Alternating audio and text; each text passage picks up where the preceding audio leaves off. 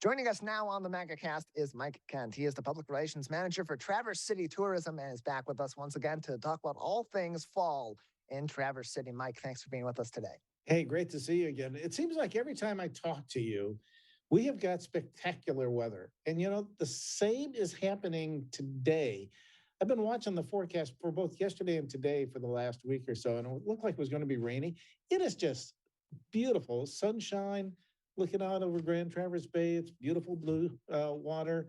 Was actually last night was out at Sleeping Bear Dunes National Lakeshore and was at the life-saving station with my 2.5-year-old grandson and sat on the beach and felt the cool breeze hitting me. And I realized, so many parts of this country are in the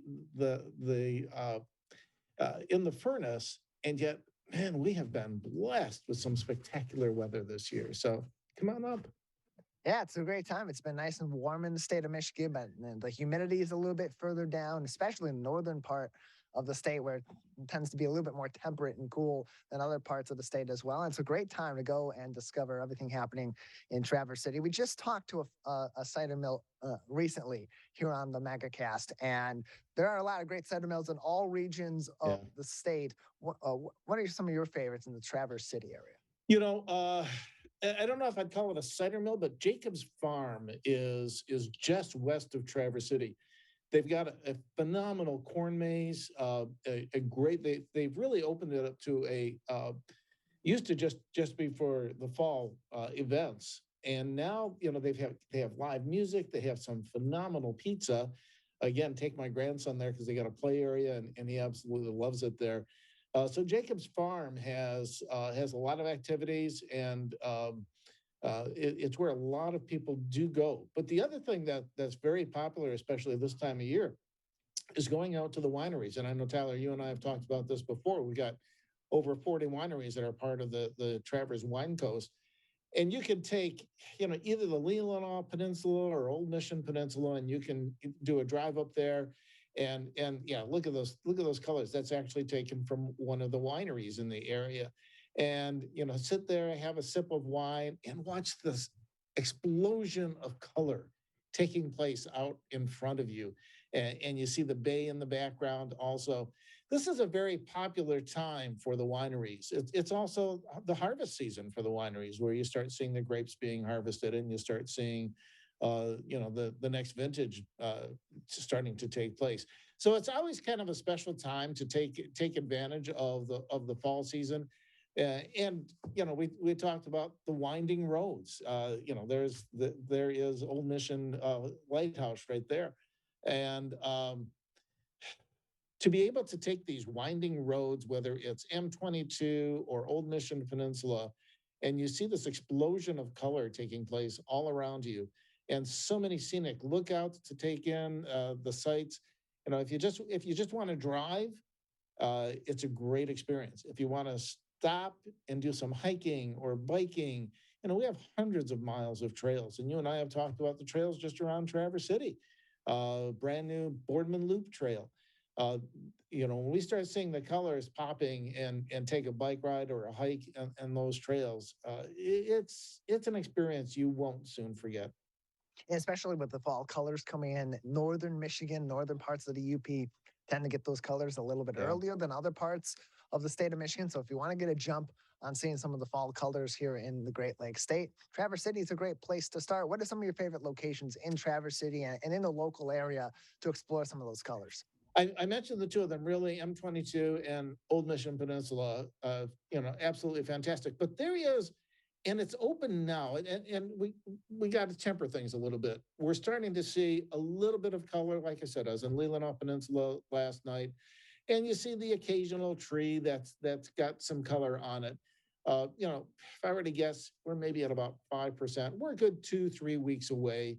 The beginning of October, the middle of October, that's when you see typically the most colors. You can always go on our website at traversecity.com, and we will do an update on how the colors are looking, because it is so dependent on the weather. It's so dependent upon the amount of rainfall in the course of the year, and it is very dependent upon the heat that it's taking place. So it's going to change, and it's going to change by region. You mentioned the Upper Peninsula. Yeah, they're typically a couple weeks ahead of us, and we're typically a couple weeks ahead of where you are in the Detroit area. So, but the other one that is, I haven't been up on it in the fall colors, but I just got to believe it's phenomenal. I have been up on it both in winter skiing, and I was up. We talked about the bike trail that they've started, which is at Crystal Mountain. They have already started using their chairlift to take people to the top of Crystal Mountain so that they can look out over the fall colors. And that's going on now. Check out our website, check out Crystal Mountain's website. And new this year, we talked about it. They also have, you can take a bike up to the top of the mountain, and they have 6 different rides that you can take down. I just found that was absolutely a blast to do. And I can only imagine what it's like when the leaves start changing colors, to be able to take the chairlift up to the top of the mountain, do one of 6 trails on the way down, either a black diamond right down to a green, whatever you're comfortable riding. So I would say those are 3 of my favorite. But I'll tell you this time of year, there are so many opportunities, not the least of which, let's not forget about the sailing cruises that go by. We've got Inland Seas, we've got Discovery, we've got the Wind Dancer. They're all doing sails this time of year, and they're getting close to the shores. You can see the colors. It's a different perspective to see the fall colors when you're seeing it from the middle of Grand Traverse Bay. So I haven't been out on that in the fall color. I've been out on a couple of those cruises in the summer.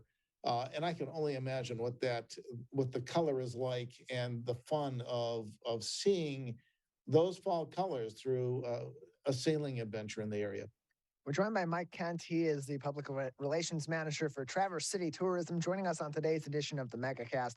As he said, you can go to their website, traversecity.com, to find more information on things to do in the city, outdoor events, other fun and interesting events there, as well as ways that you can plan your trips to Traverse City and the local area up there at traversecity.com, traversecity.com, for more information on everything happening in Traverse City. And Mike, what's great about this time of the year, too, for travelers across Michigan is the thick of the summer season. That tends to be the peak travel season for those that are coming into Michigan, or those traveling throughout Michigan that already live here. But the fall is also a great time to explore some of these great activities, maybe a little bit more temperate weather, but also you can get a lot of great deals as some of these businesses are kind of wrapping up their peak season, but trying to get the last of those peak sales through before the end of the fall. Yeah, this area is known very well for its hospitality and its welcoming, but you're absolutely right. To go through Traverse City right now is very busy. Yeah. You come here on the weekend, you come here midweek, and it's busy, but it's nothing compared to what the summer is. So, to be able to make a reservation at your favorite restaurant or activity, it's a little easier to do now. And so you have a lessening of crowds. At the same time, there is still that excitement. There is still the energy that this community has. Like I say, whether it's downtown or going for a walk on the beach. I'm watching the seagulls right now as a person is walking on the beach, and the seagulls are all in a flurry to go away. This has always been some of my favorite time of the year in this area. Usually the weather is absolutely beautiful as it is right now. We still have summer-like temperatures, but cooler in the evening. Great opportunity to sit, as I mentioned yesterday, to be able to sit by the beach and feel the breeze on your face. So yeah, it is a terrific time to come to the area. It used to be Traverse City was a summer destination, period. It is not. It is a 4-season destination, and this community welcomes everyone to this area throughout that time. And hey, something we can't forget about, Tyler, is very soon the Detroit Red Wing training camp is going to be starting, and your people have a real interest in the Red Wings. We're finishing up. I think today, in fact, is the last day for the NHL prospect camp that takes place up here, and then followed by the Detroit Red Wing camp, which is 22nd through the 26th is Red Wing camp. I used to and I'm kind of a stickler for keeping my kids in school, but I've got one son that was just really into the Red Wings, and if his grades were good and he was doing well in school, we would take a day off and we'd go to the Red Wing training camp, and it's so accessible to the players.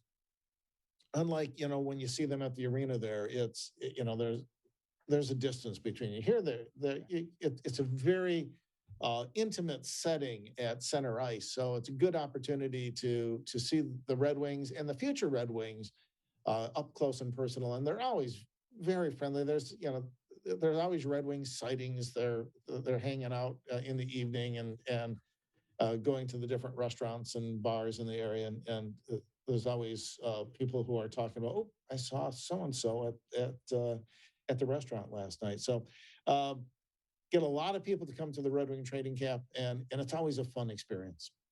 Yeah, it's a great time up there for Red Wings training camp, and it does provide that interactive experience that we really don't see in most of our other sports, other than maybe football during their training camp. We're really able to have that interaction and see up close the development of this team. You can find more information on Red Wings training camp and other fun events and happenings in Traverse City this fall.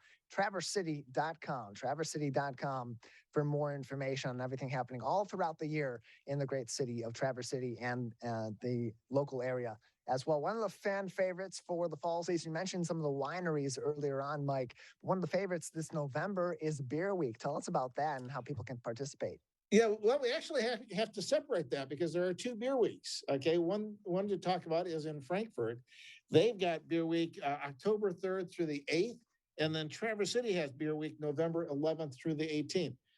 So there is so much creativity that takes place with the brewers in this region. I know we've talked about it before about one of the brewers, Right Brain Brewery, that puts a whole cherry pie. It's the cherry capital of the world. Why not?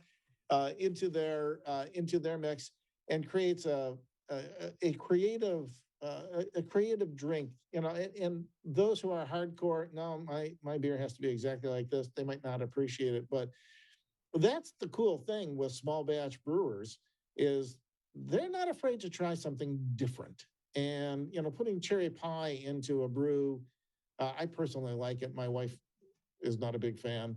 But she's more hardcore of traditional breweries. But that's what happens, and that happens in Frankfurt. We've got Storm Cloud over there, some fantastic food along with some really creative brews. We have a number of breweries in the Traverse City area. So the way that Traverse City works, we will have a passport. So it's an online digital passport where people check into so many breweries during the course of the week. And they eligible to win a prize from Traverse, not eligible, they can get a prize from Traverse City Tourism. That's a T-shirt or other things that are part of it. And many of the locations are offering different discounts. Again, that's not until November. That site, you can still get the passport now, but the details of it are still coming because we still have different breweries that are signing up for it. So that's coming up in November. October, we have the one in Frankfurt.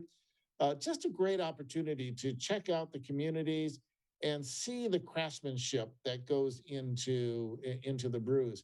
And Tyler, that's the big thing about we've got a very vibrant distillery business. We've got breweries. We've got wineries. It's not about going to these locations and drinking as much as you can.